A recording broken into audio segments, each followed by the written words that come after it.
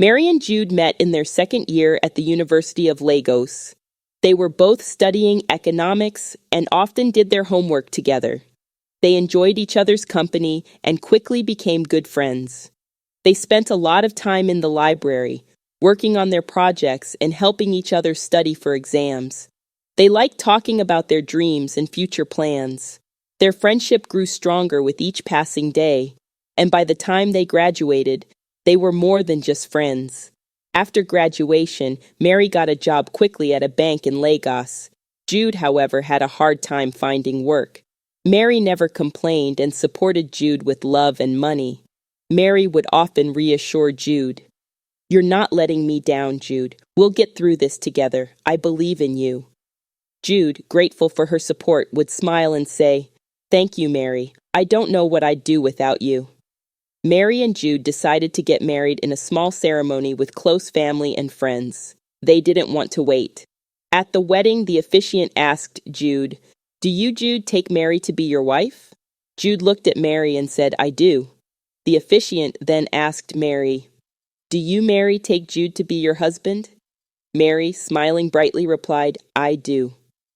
After the wedding, they started their life together. Jude was still looking for a job, but Mary handled everything without complaining. Jude admired her strength and love. One ordinary afternoon, as Mary was finishing up some work on her laptop in the cozy living room of their small Lagos apartment, Jude's phone rang. He glanced at the unknown number on the screen and, with a mix of curiosity and hope, answered the call. "Hello, this is Jude," he said, trying to keep his voice steady. "Good afternoon, Mr. Jude," came the polite response. "This is Mr. Adebola from Pinnacle Innovations. We've reviewed your application and would like to invite you for an interview at our Abuja branch. Are you available to come tomorrow?" Jude's heart leapt. He had applied to Pinnacle Innovations months ago and had almost forgotten about it. "Yes, absolutely. I can be there tomorrow."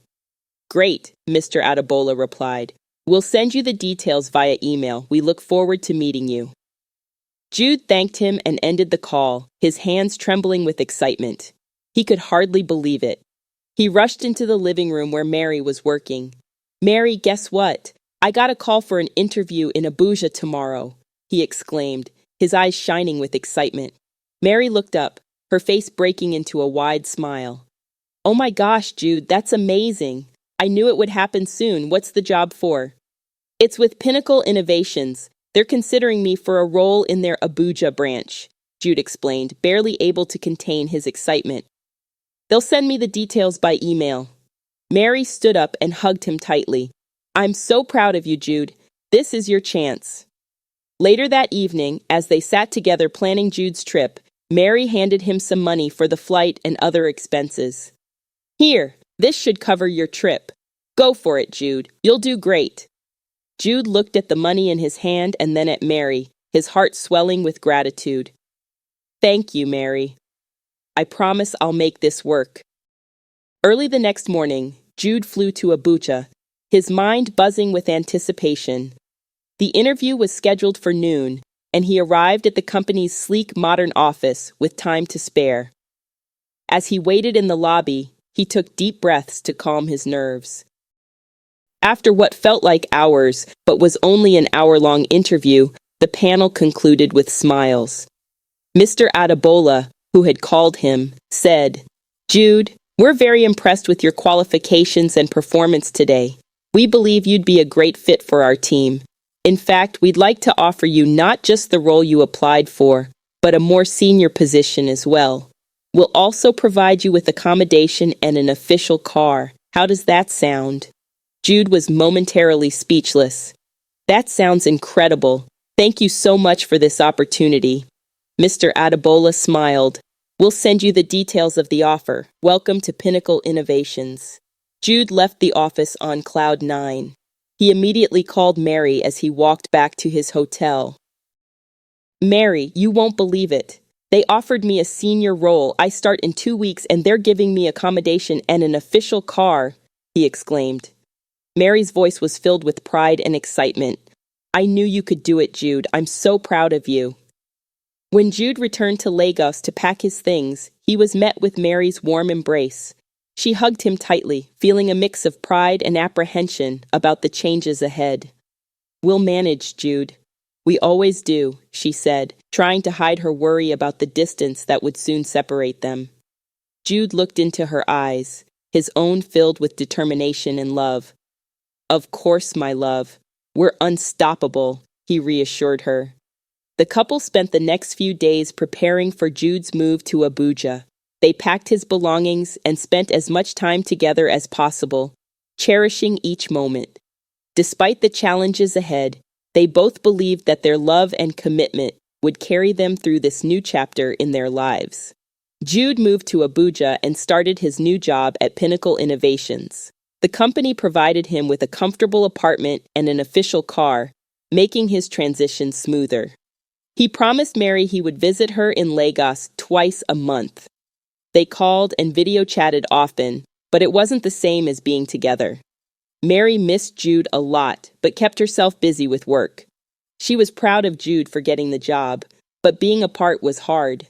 Every evening, she would come home to an empty house, their usual routine replaced by long phone calls and video chats that never quite filled the void. In Abuja, Jude was doing very well at his job. His boss and colleagues liked him, and he was happy with the work. However, he missed Mary terribly and counted the days until he could see her again. One weekend, Jude came home to Lagos. They spent the whole time together, enjoying each other's company and talking about their future. They took long walks, visited their favorite spots in the city, and laughed like they used to.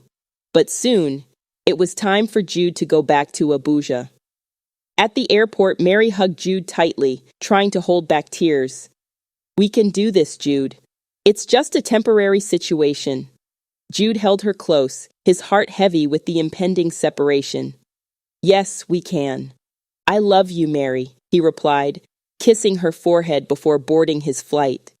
With Jude gone, the house felt emptier. Mary threw herself into her work at the bank to distract herself from the loneliness.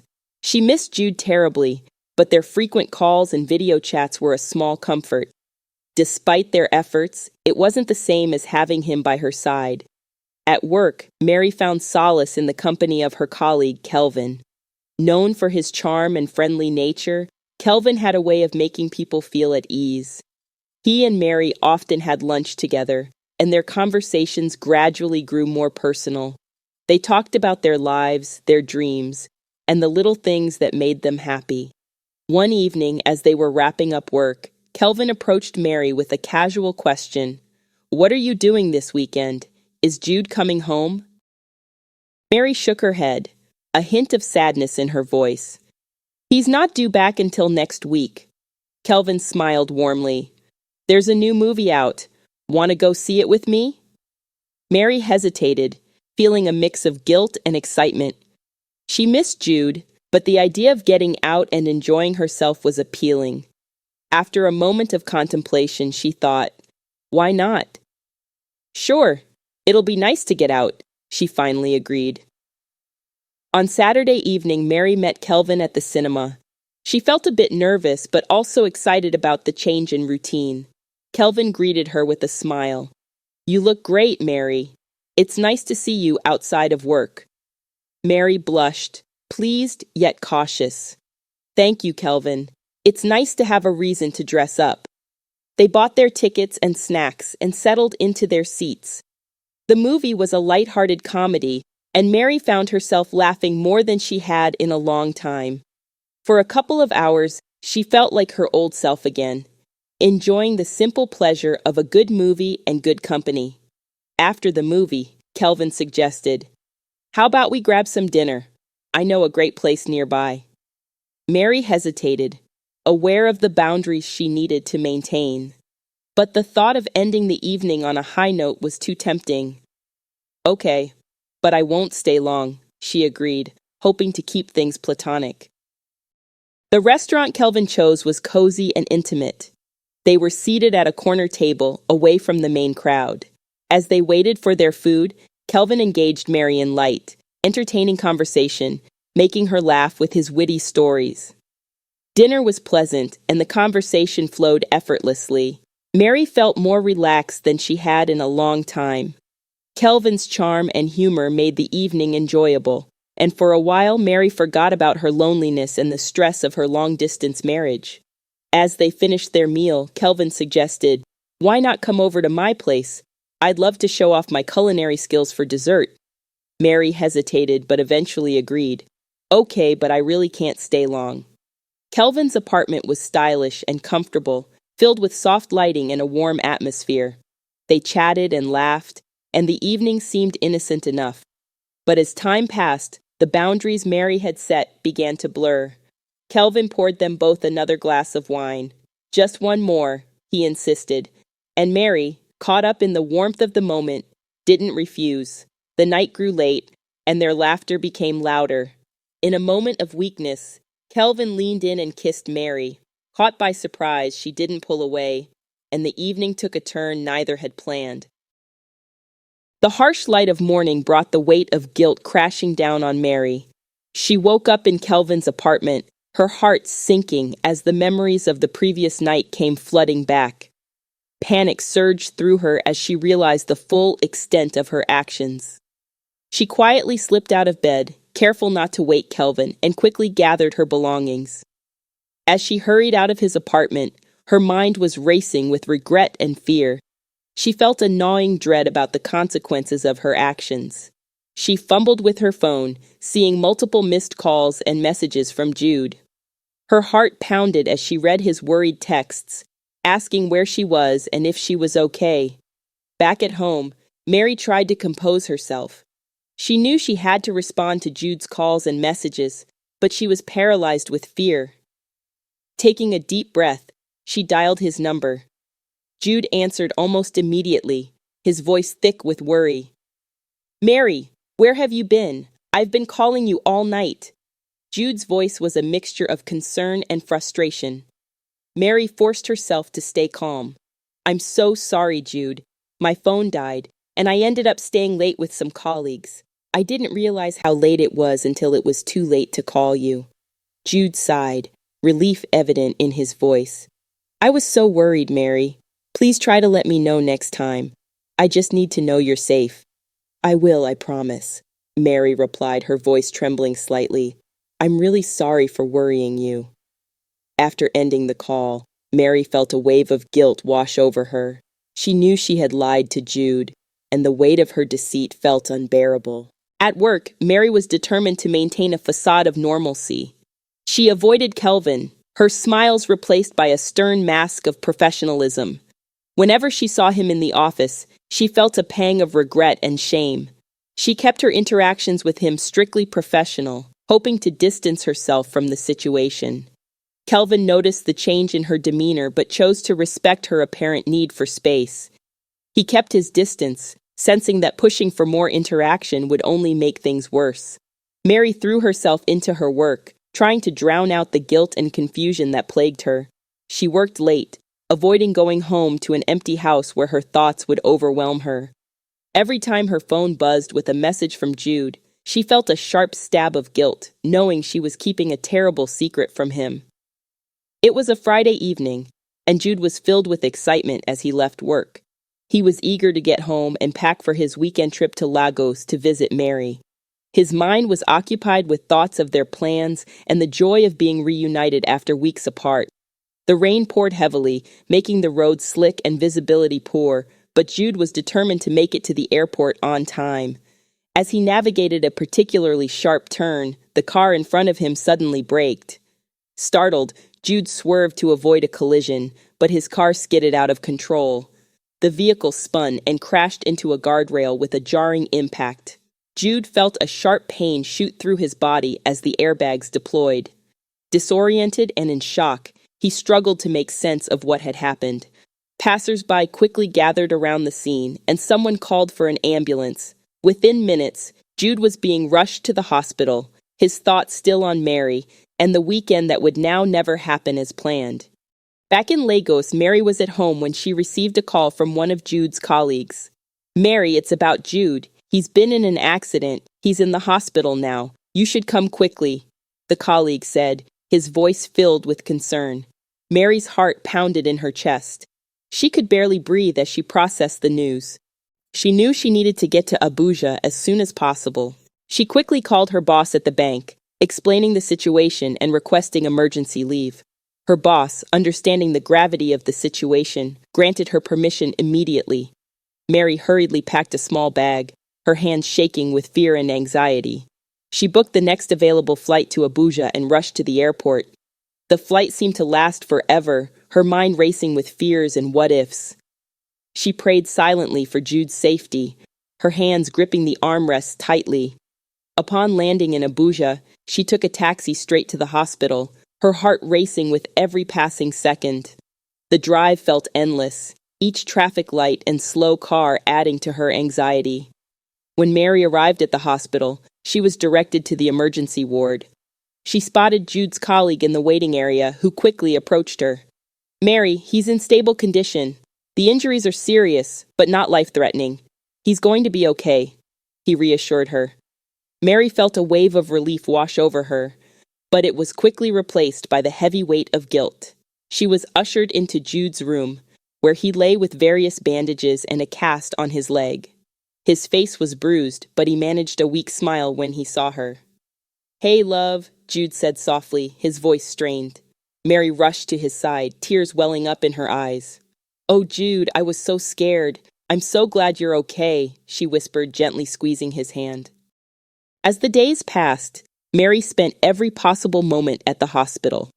She sat by Jude's side, holding his hand and talking to him about anything and everything to keep his spirits up. But the weight of her guilt grew heavier with each passing moment. The secret she carried felt like a physical burden, pressing down on her heart. During this turbulent time, Mary began to experience early signs of pregnancy. She felt nauseous in the mornings and noticed other familiar symptoms. The joy typically associated with such news was tainted by a heavy heart and a troubled mind.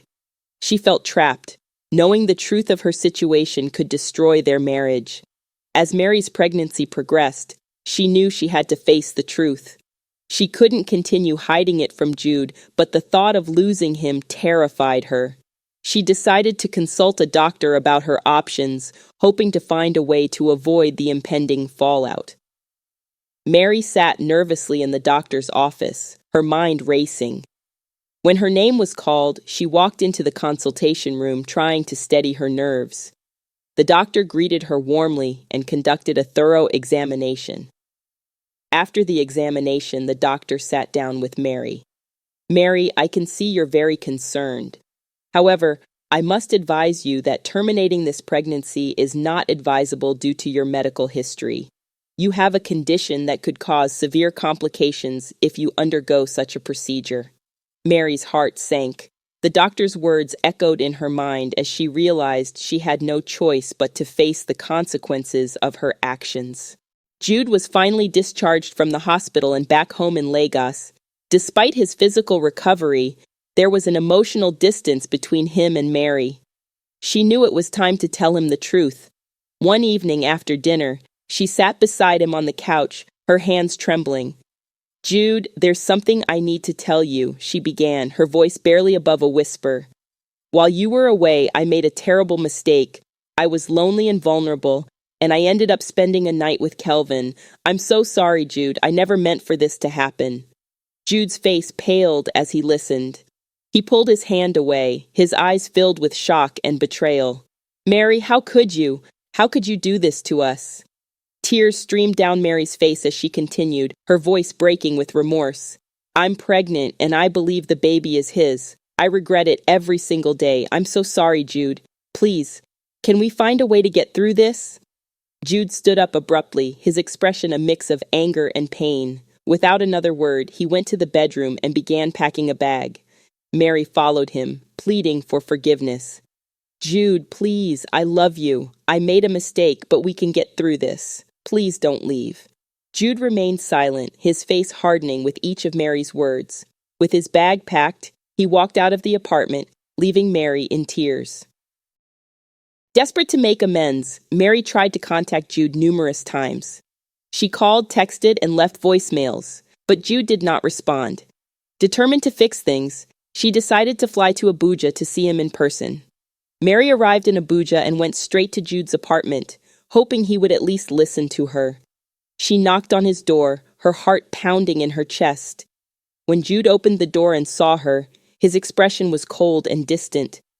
"Jude, please," Mary began, her voice trembling. "I came all this way to talk to you. Can we please just talk?" Jude shook his head, his voice firm. "Mary, I can't do this. You betrayed me and I can't forgive you. Please leave." Mary's heart broke as she realized the depth of his hurt. "Jude, I'm so sorry. I love you. Please, can we try to work this out?" Jude's face remained impassive. "No, Mary. It's over. Don't contact me again." With that, he closed the door, leaving Mary standing there, tears streaming down her face. She returned to Lagos, devastated by the finality of Jude's words. She tried to reach out to him again, but soon found that he had blocked her number and all social media contacts. It was clear that Jude had decided to cut all ties with her. After months of separation, Jude found himself unable to stop thinking about Mary and the life they once shared. The anger and betrayal had subsided somewhat, replaced by a lingering curiosity and a desire for closure. One evening, he decided to reach out to Mary, despite the silence that had existed between them for so long. Jude sent her a message. "Hey Mary, how have you been? I hope you're doing well." Mary was surprised to see Jude's message. Her heart raced as she typed her response. "Hi Jude, I'm doing well, thank you. I hope you're okay too. I actually moved to Abuja for a new job." Jude felt a mix of emotions reading her response. He decided to take a step further. "I'm glad to hear you're doing well. Would you like to meet up sometime, maybe for coffee?" Mary hesitated, but then agreed. "Sure, Jude, I'd like that. How about this Saturday at 10 a.m. at Cafe Bliss?" On Saturday morning, Mary walked into Cafe Bliss, her heart pounding. She was visibly pregnant, and she wondered how Jude would react. She spotted him sitting at a corner table, looking nervous but determined. "Hi, Jude," Mary greeted him, sitting down across from him. "Hi, Mary," Jude replied, his eyes glancing at her baby bump. "You look well." Mary smiled nervously. "Thanks. I have something important to tell you." Jude leaned in, his curiosity piqued. "What is it, Mary?" Mary took a deep breath. "Before I left my job, I told Kelvin about the pregnancy, not because I wanted anything from him, but because he deserved to know. That's when he told me that he can't father a child. He said there's zero chance he's the father." Jude's eyes widened in surprise. "Are you saying—" Mary nodded. "Yes, Jude. When I thought critically about the timing, I realized that the baby might have been conceived during your last visit before the accident. It was a week before anything happened with Kelvin." Jude sat back, processing the information. "So, there's a good chance this baby is mine?" Mary nodded again. "Yes, Jude. I'm almost certain." The news hit Jude like a tidal wave, washing away months of doubt and pain. He realized that he had been punishing Mary for something that might not have been her fault entirely. The possibility that the baby was his reignited the love he still felt for her. "Mary, I want us to be a family," Jude said, his voice filled with hope. "But if we're going to make this work, we need to start fresh. I need you to move to Abuja permanently. We can attend counseling and rebuild our trust." Mary, who had already settled into her new life in Abuja, agreed without hesitation. "I'm already here, Jude. I've moved and started a new job. I want to make this work too, for us and for our baby." Months later, Mary gave birth to a beautiful baby boy. When Daniel was born, he was a replica of Jude. There was no doubt that Jude was the father. The moment Jude laid eyes on Daniel, all the remaining doubts vanished. Jude held little Daniel in his arms, tears of joy streaming down his face. "He's perfect, Mary," Jude whispered, his voice choked with emotion. "Thank you for giving me this gift." Mary smiled, tears in her own eyes. "Thank you for giving us another chance, Jude." With a renewed commitment to each other, Jude and Mary began to rebuild their relationship. They attended counseling sessions to address the past and strengthen their bond. The process was challenging, but their love for each other and their dedication to Daniel kept them moving forward. As the months passed, they found a new rhythm as a family. They cherished every moment with Daniel, watching him grow and develop. The pain of the past began to fade, replaced by a sense of hope and a bright future. Mary and Jude's journey was one of pain, growth, and resilience. They learned that forgiveness is a process that requires patience and commitment. Together, they created a loving and nurturing environment for Daniel, who thrived under their care. Their story was a testament to the power of love and forgiveness, showing that even the deepest wounds can heal with time, effort, and a shared vision for the future. Mary, Jude, and Daniel embraced their new beginning, ready to face whatever challenges came their way, united as a family.